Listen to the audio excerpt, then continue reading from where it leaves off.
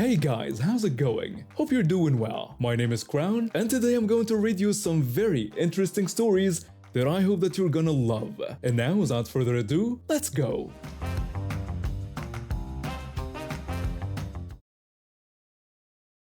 I started in entertainment right after college when I landed a job as a casting associate. The work involved organizing auditions and reviewing headshots, but I loved being part of bringing stories to life. That's where I met her at an audition I was coordinating. She was an ambitious actress with big dreams and natural energy that made everyone notice her. After her callback, we talked about classic films and I was impressed by her passion. We exchanged numbers and started meeting for coffee. Our friendship grew over 5 years. She had real talent when she was focused, with charisma that could fill any room.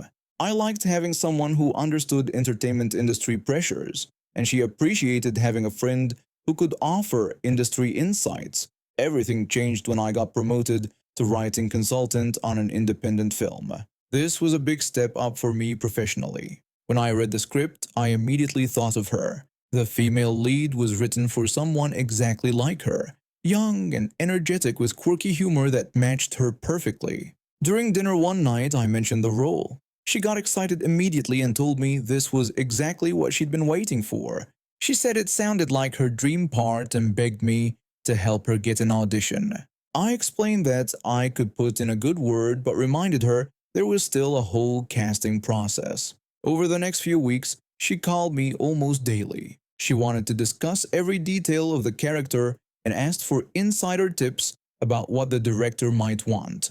I helped her prepare as much as I could, though I made it clear that my role as writing consultant meant I wasn't making the final casting decisions. The audition day arrived and something went wrong. Maybe it was nerves or pressure, but she wasn't herself in that room. She stumbled through her lines and seemed thrown off by the director's questions. It wasn't her worst performance, but it wasn't the breakthrough moment she needed. A few days later, I had to tell her she didn't get the role. She exploded immediately and blamed me for not preparing her properly. She said I didn't warn her how intense the audition would be. She told me that seeing me sitting at that table in an official capacity had completely thrown her off and that I cared more about appearing professional than supporting my friend. I tried to explain that I had told her I'd be in the room as part of the team. I reminded her that this was my job and that I wasn't the casting director who could just hand out roles based on personal relationships. Nothing I said mattered. In her mind, I had betrayed our friendship and ruined her chances. Despite our fight, I still wanted to help repair things. A few weeks later, another project crossed my desk that needed crew members. The hair and makeup department was looking for assistants, and while it wasn't acting work, it was industry experience with decent pay. I got her an interview, and she was hired immediately. During the contract negotiations, she was incredibly sweet and grateful. She thanked me repeatedly and acted like our friendship was back on track. I thought we had moved past the audition drama. The day after she signed her contract, she called to tell me our friendship was over. She said she'd been thinking about everything that happened and decided I cared more about my career than about supporting people who mattered to me. She said she couldn't trust someone who would abandon a friend when it really counted. I reminded her that I had just gotten her this job and asked how that counted as abandonment. She dismissed it as too little, too late, and said I'd already proven what kind of person I was during the audition process. Over the following months, she reached out to all our mutual friends with her version of events. According to her story, I was a power-hungry backstabber who had used my position to humiliate her and crush her dreams. Some of our friends believed her, and I suddenly found myself excluded from group gatherings. Our final conversation was brief but memorable. She told me that someday she was going to be famous and I'd still be nobody. She said I'd regret how I'd treated her when she was accepting her first major award while I was still shuffling papers in some office. I told her I genuinely hoped she became successful, but that didn't change how unfairly she was treating me. She laughed and said we'd see who was being unfair when her career took off and mine stayed stagnant. After that conversation, I made a decision. If she wanted to paint me as a villain in her story, maybe I should embrace that role. My career continued growing over the next couple of years. I moved from casting associate to a senior position with real influence over project decisions. I built strong relationships with directors, producers, and other industry professionals. When her name came up in work contexts, I made sure to share my honest assessment of her professionalism and character. The most satisfying moment came about 2 years later. I was consulting on a major television pilot with serious potential to launch careers. The lead female role seemed perfect for someone with her specific look and energy. One afternoon, the casting director walked into my office carrying a stack of headshots. He pulled out her photo and told me he remembered her from a small production we'd worked on years earlier. He said he was thinking she might be perfect for the lead role and asked if I had her contact information. Then came the question that made my heart race. He wanted to know if I would recommend her for the part. I told him I remembered her very well, but I had to be honest about her professionalism. I explained that she had attitude problems, struggled with feedback, and had a pattern of blaming others when things didn't work out. I mentioned that she tended to burn bridges with industry professionals who tried to help her. He thanked me for the warning and said he'd look elsewhere for the role. Just like that, her potential breakthrough opportunity vanished. The pilot was picked up for a full season, and the actress who got the part is now widely recognized. I occasionally check her social media out of curiosity. Her posts have grown increasingly bitter over the years, filled with complaints about industry politics and how truly talented people get overlooked. Last month, she shared a desperate update about losing her apartment and having to crash on a friend's couch because she was having such bad luck with acting lately. What she doesn't understand is that her bad luck isn't random. Every time her name surfaces in professional circles, I make sure the right people know exactly what kind of person they'd be working with. It's not even vindictive anymore, it's just honest professional advice based on my direct experience. She wanted fame and success, but she also wanted to blame everyone else for her failures and burn bridges along the way. In an industry built entirely on relationships and reputation, that approach simply doesn't work. I'm just making sure the natural results of her choices follow her wherever she tries to go. She predicted I'd remain nobody while she became famous. Instead, my career has flourished while hers has completely stagnated. And unlike her, I never had to step on anyone to reach my current position.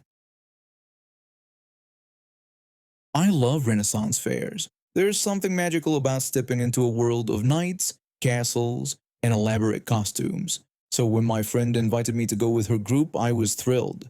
The invitation came during lunch at school. My friend bounced over to my table with excitement written all over her face. She told me about the Renaissance fair she'd been talking about, the one that was about 2 hours away. She explained that she and her boyfriend were going with another couple, and they wanted to invite me along.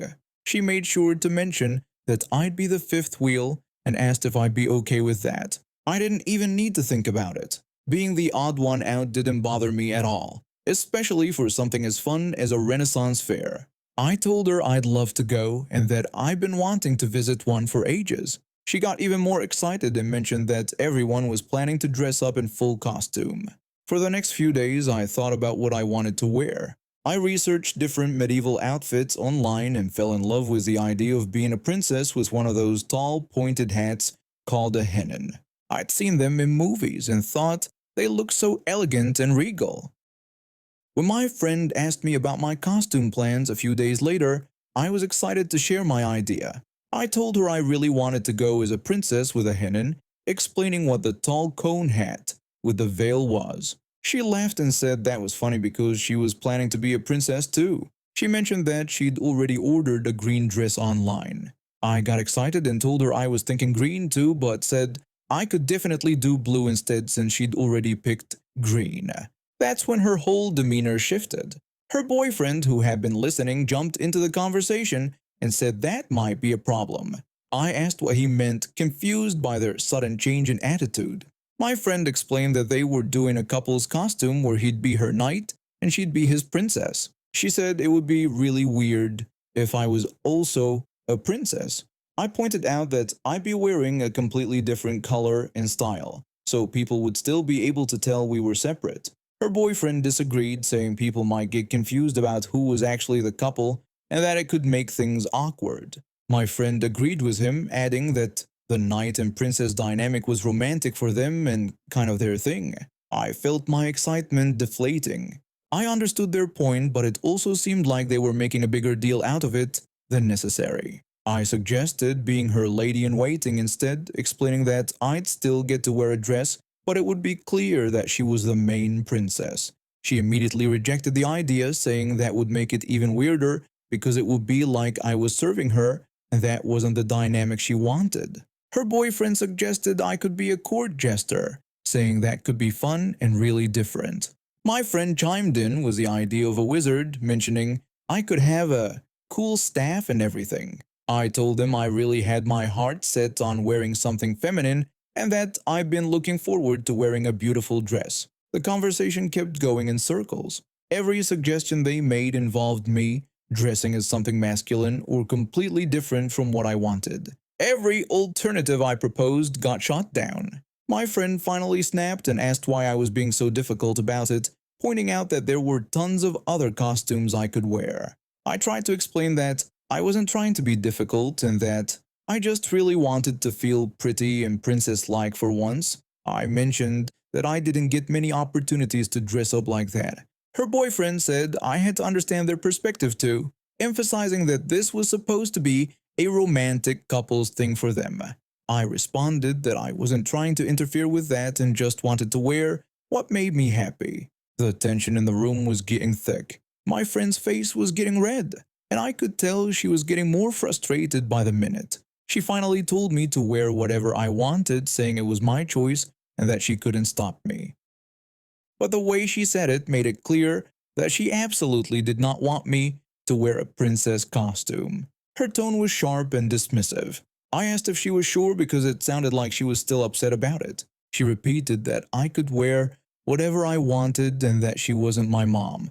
Her boyfriend added that I should just remember that this was supposed to be fun for everyone. That comment stung. The implication was clear. If I wore what I wanted, I'd be ruining everyone's fun. I spent the next week agonizing over the decision. Part of me wanted to just give in and wear something else to keep the peace. But the more I thought about it, the more frustrated I became. Why should I have to sacrifice what I wanted just because they were a couple? I did some research and found a completely different style of princess dress, a deep blue gown with gold trim and a different style of headdress. It looked nothing like what my friend had described. I ordered it online. When the day of the Renaissance Fair arrived, I put on my costume with a mix of excitement and nervousness. The dress was beautiful, and I felt exactly like the princess I dreamed of being. I met up with a group at the entrance to the fair. My friend took one look at me and her face fell. She asked me seriously if I was really going to do this after everything they'd talked about. I explained that my costume was completely different from hers. Different color, different style, and different everything. Her boyfriend said this was exactly what they were trying to avoid. But then something unexpected happened. When we walked through the fair, people kept complimenting both of our costumes. No one seemed confused about who was with whom. The couples clearly looked like couples, and I just looked like someone who was having fun. A group of kids ran up to us, excited to see what they called real princesses. They asked for pictures with both of us, and my friend smiled at their enthusiasm. One of the mothers commented on what a lovely court we made, saying how wonderful it was to see two princesses and a knight. My friend's boyfriend was getting attention too, with people complimenting his armor and asking about his quest. When the day went on, my friend's attitude started to soften. We watched jousting matches, ate turkey legs, and bought trinkets from vendors. The costume issue seemed to fade into the background. Near the end of the day, we were sitting by the lake watching a performance when my friend finally spoke up. She admitted that my costume was really beautiful, and that it wasn't as big a deal as she thought it would be. I thanked her and said I really appreciated her saying that. She explained that she thought she was just worried about looking silly or something, but having two princesses made them feel like they had their own royal court. Her boyfriend added that all those kids being so excited to meet princesses made the whole thing more magical. The other couple, who had been staying out of the drama, finally chimed in. They said that for what it was worth, they never thought it was confusing. They pointed out that my friend and her boyfriend clearly looked like a couple, and I clearly looked like I was having an amazing time. My girlfriend and I had been dating for about 8 months, and this was our first real vacation together. We'd saved up for weeks to afford this coastal getaway, splitting the cost of a tiny beach house rental that was probably older than both of us combined. The thing is, I've always been pretty average looking. Not hideous, but definitely not the kind of guy who turns heads when he walks into a room. My girlfriend, on the other hand, is genuinely stunning. Long dark hair, bright green eyes, and one of those smiles that could light up a room. People always do double takes when they see us together, and I've gotten used to the confused looks and occasional rude comments about how I punched above my weight class. We'd been together since college, meeting in a literature class where we bonded over our shared hatred of pretentious poetry analysis. She thought my dry humor was hilarious, and I was amazed that someone so beautiful could also be so genuinely kind and intelligent. We just clicked in a way that made all the superficial stuff irrelevant. The beach was moderately crowded that afternoon. We'd found a decent spot about 50 yards from the main lifeguard station, close enough to feel safe but far enough away to avoid the chaos of families with screaming toddlers. My girlfriend was reading some thriller novel while I worked on a crossword puzzle, both of us enjoying the rare luxury of having absolutely nothing important to do. That's when they showed up. A middle-aged woman with an overly confident swagger approached our little setup, followed by what I assumed was her teenage son. The kid looked maybe 17 or 18 with a kind of artificially sculpted physique that screamed lives at the gym and takes way too many selfies. His mom had that specific entitled energy that immediately put me on edge. The woman stopped directly in front of our towels, blocking my girlfriend's son and staring down at us with this weird, appraising look. She started talking to my girlfriend, completely ignoring my existence. She told my girlfriend that she noticed her sitting there all alone. My girlfriend looked up from her book, clearly confused. She pointed out that she wasn't alone and that she was there with her boyfriend. She gestured toward me and I gave a polite nod. The woman's eyes flicked over to me with obvious disdain before returning to my girlfriend. The woman dismissed my girlfriend's response and told her that she didn't have to be polite about the situation. She said she could see what was really happening. My girlfriend asked what she meant, looking genuinely bewildered. The woman explained that she understood my girlfriend was probably a nice person who didn't want to hurt anyone's feelings, but that she could seriously do so much better than me. She waved her hand dismissively in my direction like I was some kind of unpleasant debris that had washed up on shore. I tried to interrupt, but the woman cut me off and said she was talking to my girlfriend, not me. My girlfriend closed her book and sat up straighter, her voice taking on that dangerous edge I recognized from our few serious arguments. She told the woman that since she was talking about her boyfriend, maybe she should include me in the conversation. The woman actually laughed like my girlfriend had told the world's most ridiculous joke. She questioned whether I was really my girlfriend's boyfriend and told her to look at herself, then look at me. She said my girlfriend was a solid 9 out of 10, while I was maybe a 5 on my best day. She claimed this was clearly some kind of pity situation. I felt my face burning with embarrassment and anger, but before I could respond, the teenage son stepped forward with a cocky grin. He agreed with his mother and told my girlfriend she was way too attractive for me. He mentioned that he was single and asked if she wanted to grab a drink later. My girlfriend stared at both of them like they'd just grown second heads. She asked if they were insane and what was wrong with them. The woman insisted nothing was wrong with them, and that they were just trying to help my girlfriend see that she had options, better options. She bragged that her son was captain of his lacrosse team and had gotten early admission to 3 different universities. She said he had a bright future ahead of him. I told the woman we weren't interested in whatever weird thing she was trying to make happen and asked her to please leave us alone.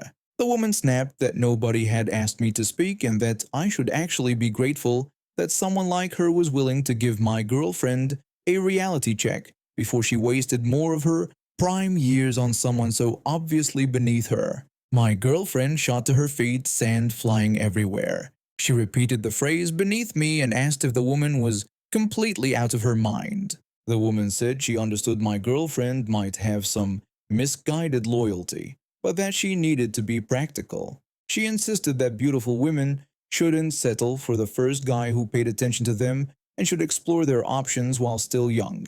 I'd had enough and told her she needed to leave immediately. She asked what I was going to do about it and said I looked like I'd blow over in a strong wind.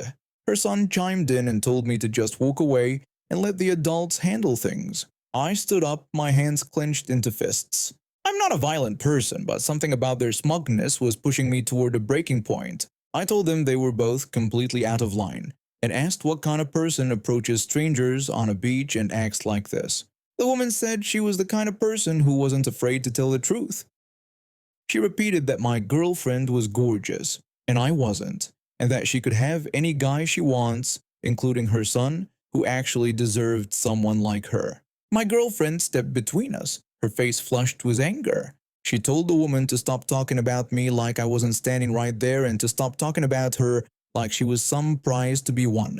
She said she was with me because she wanted to be, not because she was settling or confused. The woman suggested that my girlfriend wasn't thinking straight and had maybe been in the sun too long. That's when I completely lost it. I asked if she was seriously that delusional and what made her think her son was such a catch that random women should abandon their relationships for him. I pointed out that he was a teenager with an overinflated ego and a mother who had apparently never heard the word no in her life. Karen's face went bright red. She demanded to know how I dared talk about her son like that and claimed he was twice the man I'd ever be. I responded that her son was a kid who thought he was entitled to other people's girlfriends because his mother told him he was special. I said that wasn't being a man but being a spoiled brat. Karen called me a little piece of trash, and before I could react, her hand came flying across my face with a sharp crack that echoed across the beach. The slap was hard enough to make my ears ring and leave a burning handprint on my cheek. For a moment, everything went completely silent. Other beachgoers had started to notice the commotion, and I could see people pulling out their phones. Then my girlfriend exploded. She screamed and asked if Karen had just hit me. Karen said I deserved it for talking about her son like that. What happened next was like watching a nature documentary about protective animals. My girlfriend drew back her arm and delivered the most spectacular slap I've ever witnessed. It was the kind of slap that would make movie sound engineers weep with joy. The crack was so loud that seagulls actually took flight. Karen staggered backward, clutching her face in shock. She kept repeating how my girlfriend dared to hit her. My girlfriend stood there breathing hard, her eyes blazing with fury. She asked how Karen dared to come over and insult her boyfriend, try to set up her teenage son with a complete stranger, and then assault someone for standing up for themselves. Karen said she was calling the police and finding a lifeguard, claiming that my girlfriend couldn't just attack people. Her son suggested they should just go, but Karen refused and said we needed to learn some respect. She walked off toward the lifeguard station, still holding her face and shouting about assault and disrespectful young people. Her son followed behind her, looking mortified and trying to convince her to drop it. My girlfriend and I watched them go, adrenaline still pumping through our systems. I asked if that had really just happened. My girlfriend said she couldn't believe Karen had hit me, and asked what kind of person does that. I told her I couldn't believe she had slapped her back, and that it was incredible. My girlfriend said nobody gets to put their hands on me. Nobody. We waited for about 20 minutes, expecting security guards or police officers to show up and demand our side of the story. But nothing happened. Karen never returned, and no officials came looking for us. Later, when we were packing up our beach stuff, one of the other families nearby came over to talk to us. The man said they had seen the whole thing and that it was totally insane behavior from those people. His wife mentioned they had recorded some of it on their phones in case we needed witnesses, and that Karen was completely out of line. It turned out that several people had captured the confrontation, and everyone who witnessed it agreed that Karen and her son were the aggressors. A few people even applauded my girlfriend for defending me. When we walked back to our rental house, my girlfriend grabbed my hand and squeezed it tight. She asked if I knew Karen was completely wrong about everything. I asked which part, and she said all of it. She told me I wasn't beneath her or settling or any of that garbage, and that I was exactly who she wanted to be with. I joked about whether she still felt that way, even after seeing what kind of drama apparently followed me around. She said, especially after seeing how I handled the situation. She said I didn't back down, defended both of us, and didn't sink to their level until Karen literally hit me. We never saw Karen or her son again during the rest of our vacation. Some years ago, I got into home automation when my brother showed me his setup. What started as buying one smart light switch turned into a serious hobby. I spent weekends learning about different protocols, installing custom software on devices, and creating automated routines. My setup wasn't like typical smart homes you see advertised. I had configured most devices to communicate through my home server instead of connecting to manufacturer websites. This gave me better privacy and faster response times, but everything depended on my custom programming. My doorbell camera, all the wall switches throughout the house, and the automated window blinds all relied on my home computer running specialized software. I had installed about 30 smart switches in different rooms, each requiring special equipment to install custom software. Once you modify them this way, the original manufacturer apps wouldn't work anymore. Everything had to be controlled through my personal system. When the housing market exploded and we decided to relocate for my wife's career opportunity, I knew dealing with all this equipment would be complicated. We put our house on the market and received an offer within 2 days from a young couple who seemed impressed by the modern features. During their initial tour, I explained my smart home configuration. I told them I would be removing all the smart home equipment since it was set up in a very specific way that wouldn't function once my computer left their network. They said this was perfectly fine and that they planned to install their own system anyway. Both seemed completely understanding about my plans. I failed to include this detail in the sales contract. That oversight would come back to haunt me. When we approached the closing date, I began preparing to remove all the devices. Then I had an idea that might benefit everyone involved. I contacted their real estate agent requesting to speak with them directly. I proposed that they might want to purchase my entire smart home system. I offered to spend time reprogramming everything back to factory settings and personally guide them through setting up each device with their smartphones. This could save them significant money compared to buying everything new. The husband said this sounded like a great deal. I suggested a price of $2,000, which was far less than my original investment, and promised to ensure everything worked perfectly for them. They asked for time to consider the offer and said they would contact me soon. A week passed without any communication. Then my attorney called with disturbing news. The buyers were claiming I couldn't remove the smart switches because they were permanently attached to the house. I was shocked, explaining that I had clearly told them from the beginning about my removal plans. My lawyer told me that their attorney was arguing that anything wired into walls becomes part of the house and automatically transfers with the sale. These people had completely changed their position after seeming so reasonable initially. My attorney contacted theirs to clarify the situation. He explained that I was actually doing them a favor by removing devices that wouldn't function once my computer was gone. He pointed out that they would need special equipment just to reset the switches to usable settings. Their lawyer dismissed these concerns entirely. He said that the contract didn't specify exclusions for the switches, so they had to remain. When my attorney called this position unreasonable, their lawyer said it didn't matter and that any resulting problems were for his clients to solve. After my lawyer relayed this conversation, I was furious. These people had seemed so understanding, and now they were being completely inflexible about something that would actually harm them more than help them. My attorney asked how attached I was to these devices, suggesting that sometimes it's better to avoid unnecessary conflict. I told him the devices weren't expensive to replace. My main concern was avoiding the hassle of setting everything up again.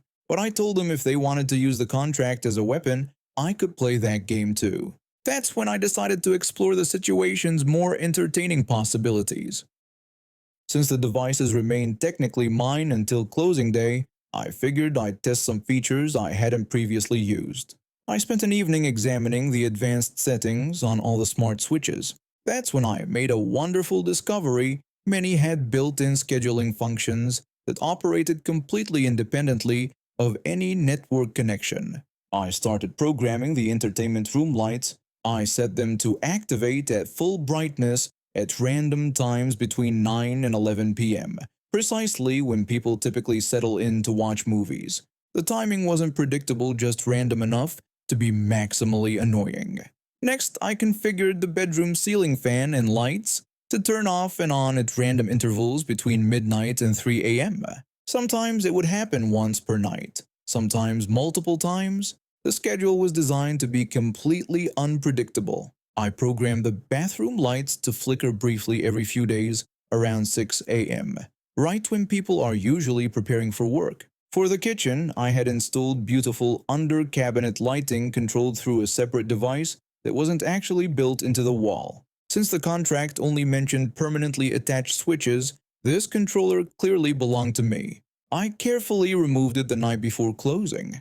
Closing day arrived with the buyers appearing excited to receive their keys. We completed all the paperwork, and when I handed over the house keys, the husband looked satisfied. He thanked me for leaving the smart switches and mentioned they were looking forward to setting them up. I told him I hoped they enjoyed figuring out how everything worked, managing to keep a straight face while we shook hands.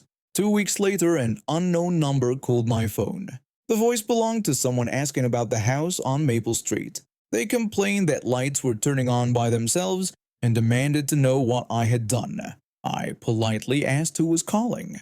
The buyer identified himself and angrily explained that the switches were malfunctioning. He said lights were activating in the middle of the night, the fan kept shutting off randomly, and they couldn't make any of it stop. I expressed surprise and asked if they had tried using the manufacturer's app to control the devices. He said they had obviously tried that, but the app claimed the devices weren't compatible. He wanted to know what kind of switches these were. I reminded him that they were running custom software and required special equipment to reprogram them.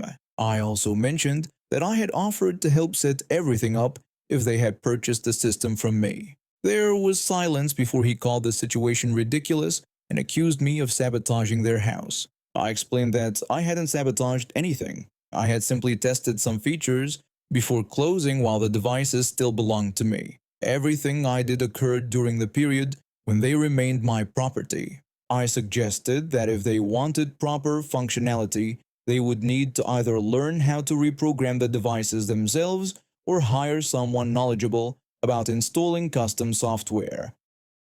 Alternatively, they could simply replace everything with regular switches. He threatened to call their lawyer. I encouraged him to do so while suggesting he might want to review the contract he had insisted on enforcing. I wished him a great day and ended the call. I never heard from them again, though I learned through mutual connections that they eventually hired an electrician to replace every single smart switch with standard ones. 6 months later, when I had my new smart home system running even better than before, I used to think having a friend who was overly confident was better than having one with no self-esteem. Back in college, I met this girl in my psychology class. She seemed normal enough at first. We bonded over our shared hatred of statistics and became fast friends. But when I got to know her better, I started noticing something odd. She had this weird habit of thinking every guy who was remotely nice to her was flirting. At first, it was kind of funny. We'd go to coffee shops and she'd come back from ordering convinced the barista was into her because he smiled while taking her order. Or we'd be at a restaurant and she'd insist our waiter was hitting on her because he asked if we needed anything else. My other friends and I would exchange knowing looks whenever it happened because honestly, it became so predictable we could see it coming from a mile away. The thing is, these guys were just doing their jobs. They're paid to be friendly and accommodating. They want good tips and repeat customers. But she never seemed to grasp that concept. no matter how many times we tried to explain it to her. After we graduated, we stayed in touch and would meet up occasionally for drinks or dinner. The delusion continued, but I figured it was harmless enough. She wasn't pursuing these guys or making them uncomfortable, so what was the harm in letting her live in her little fantasy world? That changed one night about a year after graduation. We'd planned to meet downtown at this restaurant that had a really nice bar area. It was walking distance from all the popular nightlife spots, so it was a perfect starting point for a night out. We'd been there maybe 30 minutes, just catching up over cocktails, when I spotted someone familiar walking toward us. It was my best friend's boyfriend, and I was genuinely happy to see him since we'd always gotten along well. I greeted him warmly and asked what he was doing there. He explained he was meeting some friends for dinner and asked how I was doing. I told him I was good and introduced my college friend to him. We chatted for a couple minutes about nothing important, work, mutual friends, the usual small talk. He was his normal, friendly self, asking polite questions and making light conversation. After a few minutes, he said it was nice meeting her and that he should find his friends before they thought he ditched them. The second he was out of earshot, she turned to me with this huge grin on her face and gushed about how he was totally hitting on her. I nearly choked on my drink. I'd witnessed the entire conversation, and there hadn't been a single moment that could be construed as flirtatious. I told her flat out that he wasn't hitting on her. She insisted I was wrong and asked if I saw how he kept looking at her. I explained that he was just being polite and that's how normal people have conversations. She waved me off like I was being ridiculous and said she could tell there was definitely a vibe there. This wasn't some random server or bartender where maybe I could understand the confusion. This was someone I knew personally. I told her there was no vibe and that he was just being friendly because she was my friend. She dismissed my explanation and said I wouldn't understand the way he was looking at her, claiming it was different somehow. That's when I lost it a little bit. The audacity was just too much. I pointed out that he was looking at me most of the time because I was the one talking to him, and even if he wasn't, he still wasn't interested. She demanded to know how I could possibly know that. I explained that he was gay and had a boyfriend, specifically my best friend's boyfriend, which I had literally just introduced him as. I thought that would be it. Surely even she couldn't argue with basic facts about someone's sexual orientation and relationship status. But no, she suggested that didn't mean anything and that maybe he was questioning things, claiming sometimes people experiment. I stared and asked if she was listening to herself. I couldn't believe she was suggesting that a gay man in a committed relationship with my best friend was suddenly going to throw it all away for her after a 2-minute conversation. She had the nerve to tell me I didn't know what it was like to have that kind of effect on people. I couldn't even respond to that level of delusion. I just sat there processing the fact that my friend thought she was so irresistible that she could turn gay men straight with her mere presence. The rest of the night was awkward. Every time we talked to someone, the bartender, other patrons, even the hostess, I could see her analyzing every interaction for signs of romantic interest. It was exhausting to watch.